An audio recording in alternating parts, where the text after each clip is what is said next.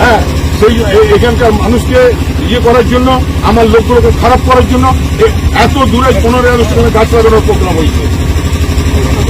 একদম স্যার, আমি এখানকার বিধায়ক, আমার সঙ্গে সামান্য পরামর্শ করার প্রয়োজন বোধ করেনি। ভাই, এই লোকগুলো কি খরচ হবে? আপনি ভুল সিদ্ধান্ত নিচ্ছেন।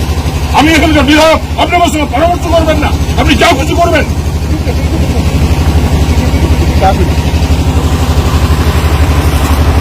আমাকে জিজ্ঞেস করবেন না, ফালতু পেয়েছেন। শুনুন, আমাকে ভোটে হারাতে পারবেন না।